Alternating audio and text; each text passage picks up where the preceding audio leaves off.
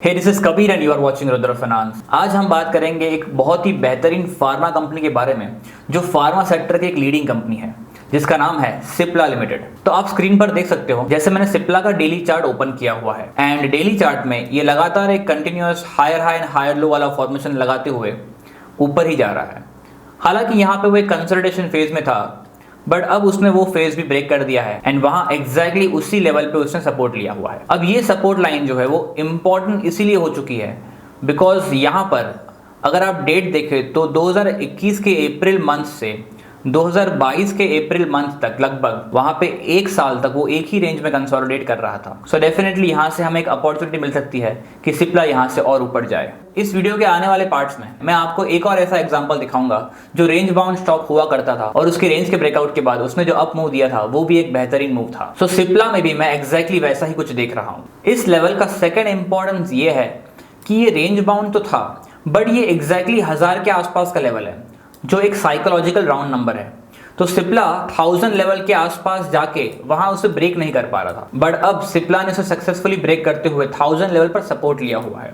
तो अब ये 1000 के ऊपर सस्टेन कर रहा है। जैसे प्रीवियसली वो 1000 के ऊपर नहीं जा पा रहा था वैसे ही अब वो 1000 के ऊपर सस्टेन कर रहा है और नीचे नहीं आ पा रहा है। तो 1000 हमारे लिए एक बहुत ही स्ट्रॉन्ग सपोर्ट हो सकता है क्योंकि वहां पर बहुत सारे रिजेक्शन पॉइंट्स है और 1000 एक साइकोलॉजिकल राउंड नंबर है। तो अब सिप्ला क्योंकि 1000 लेवल के ऊपर आते हुए हायर लो बनाने की कोशिश कर रहा है तो हम एक बुलिश कंफर्मेशन कैंडल के बाद सिप्ला में एंटर कर सकते हैं। अगर हम थोड़ा सा जूम इन करते हुए देखें तो अपनी जो बेस लाइन है सिप्ला उसी के आसपास सपोर्ट लेने की कोशिश कर रहा है और इस पर्पल लाइन पे उसने ऑलरेडी सपोर्ट ले चुका है। तो अगर सिप्ला यहाँ पे कंसिडर करते हुए अगर एक प्रॉपर बुलिश फॉर्मेशन बनाता है तो इस 1000 के स्टॉप लॉस के साथ हम सिप्ला में एंटर कर सकते हैं। अगर हम बात करें रिस्क रिवॉर्ड रेशियो के बारे में तो हम अगर एंट्री इस प्राइस के आसपास लेते हैं और स्टॉप लॉस अपना 1000 के आसपास रखते हैं तो मैं टारगेट जो एक्सपेक्ट कर रहा हूं वो लगभग 1040 या 1050 के राउंड नंबर के आसपास होगा। तो इन लेवल्स के साथ हमें रिस्क रिवॉर्ड रेशियो जो मिल रहा है वो लगभग 4 के आसपास है। यानी कि अगर आप 1 रुपए का रिस्क ले रहे हो तो आप 4 रुपए का प्रॉफिट भी एक्सपेक्ट कर रहे हो। तो इस रिस्क रिवॉर्ड रेशियो के साथ सिप्ला जो है वो मुझे अट्रैक्टिव लग रहा है। बट मैं यहाँ पे फिर भी एक bullish green candle with a great amount of volume जो इन प्रीसीडिंग कैंडल के वॉल्यूम से ज्यादा वॉल्यूम शो करे ऐसी एक कैंडल का वेट कर रहा हूँ। उसके बन जाने के बाद इस फॉर्मेशन को एक एडिशनल कंफर्मेशन मिल जाएगा और हमें एक अच्छा स्विंग ट्रेड मिल सकता है। अब अगर मैं सिप्ला के वीकली चार्ट के बारे में बात करूं तो सिप्ला यहाँ पर भी एक अप ट्रेंड शो कर रहा है और रिसेंटली उसने एक हायर लो बनाकर अप मूव स्टार्ट कर दिया है। यहाँ पर ये बुलिश ग्रीन कैंडल एक प्रॉपर कंफर्मेशन के साथ इन सारे प्रीवियस लेवल को ब्रेक करते हुए ऊपर क्लोजिंग दे रही है और उसके बाद की वीकली कैंडल्स नीचे क्लोज होने में स्ट्रगल दिखा रही है। अगर उसने वीकली चार्ट में एक higher high and higher low बनाने के बाद एक अप ट्रेंड शुरू किया है तो वो वीकली अप ट्रेंड इतना जल्दी खत्म तो होगा नहीं। तो इसी असम्पशन के साथ हम एक डेली हायर लो में यहाँ पे एक छोटा सा स्टॉप लॉस प्लान करते हुए डेली चार्ट के हिसाब से टारगेट प्लान कर रहे हैं और यही टारगेट जो है मुझे लगता है कि वीकली का नेक्स्ट हायर हाई भी बन सकता है। तो हमने सिप्ला का टेक्निकल स्ट्रक्चर तो देख लिया कि वो वीकली एंड डेली चार्ट में higher high and higher low का स्ट्रक्चर बनाते हुए डाउ थ्योरी के रूल्स फॉलो कर रहा है एंड उसने हाल ही में एक 1000 का psychological round number level break किया है जहां पे वो एक साल तक कंसोलिडेट कर रहा था। तो सिप्ला के टेक्निकल्स तो हमें अच्छे लग रहे हैं। अब बात करते हैं उसके फंडामेंटल्स के बारे में। तो अब मैं आ चुका हूं स्क्रीनर्स पे और यहाँ पे सिप्ला का जो मार्केट कैप है वो हमें दिख रहा है 82,000 करोड़ एंड डेट जो है वो 1350 करोड़ है एंड जो कैश इक्विवेलेंट है उसके पास दैट इज 1457 करोड़। यानी कि सिप्ला हमारे लिए एक डेट फ्री कंपनी है।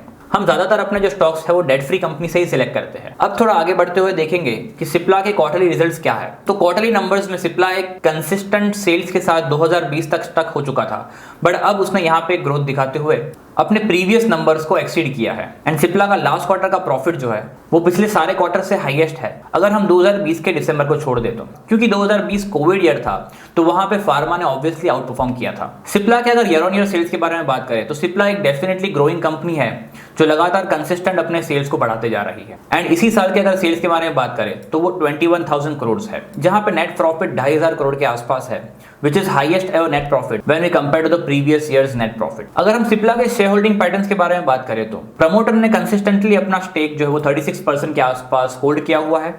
FII एंड DII जहां पे 26 एंड 14% थी वहां पे वो 24 एंड 21% हो चुकी है। यानी कि DII ने यहाँ पे ज्यादा इंटरेस्ट लेना शुरू कर दिया है एंड पब्लिक होल्डिंग जो पहले 22% के आसपास हुआ करती थी वो अब घटकर 18% हो चुकी है।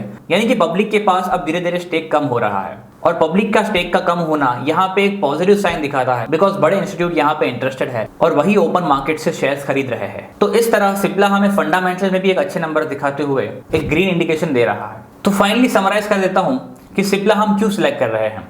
सिप्ला के टेक्निकल्स हमें अच्छे लग रहे हैं और उसने एक प्रीवियस 1 ईयर की रेंज का ब्रेकआउट दे दिया है और अब वो ब्रेकआउट लेवल के ऊपर सस्टेन कर रहा है। अगर यहाँ से वो एक स्विंग बनाते हुए ऊपर जाने की कोशिश करे तो सिप्ला हमारे लिए एक अच्छा सिलेक्शन हो सकता है। और सिप्ला के जो फंडामेंटल्स है वो भी काफी अच्छे हैं, जो लगातार consistently year on year basis पे ग्रो ही कर रहे हैं। ट्रेडर्स जो है वो डेली चार्ट पे प्लॉट किए हुए टारगेट के आसपास अपना प्रॉफिट बुक कर सकते हैं और इन्वेस्टर्स एक बड़े टारगेट के लिए भी वेट कर सकते हैं, जिनके लिए भी स्टॉप लॉस अगेन सेम ही होगा। बट यहाँ पर मेरा जो काम है वो आप तक सिर्फ इन्फॉर्मेशन पहुंचाना है, बट उस कंपनी के शेयर्स को खरीदना या ना खरीदना वो डिसीजन आपको अपने फाइनेंशियल एडवाइजर के साथ डिस्कस करने के बाद ही लेना है। तो आशा करता हूँ कि आज का वीडियो आपको पसंद आया होगा, और अगर आप भी किसी कंपनी के बारे में फंडामेंटल या टेक्निकल बेस्ड रिसर्च हमसे चाहते हैं तो उसका नाम कमेंट बॉक्स में लिखना मत भूलिएगा। तो अब मिलते हैं ऐसे ही किसी अगले वीडियो में, तब तक के लिए bye bye and take care.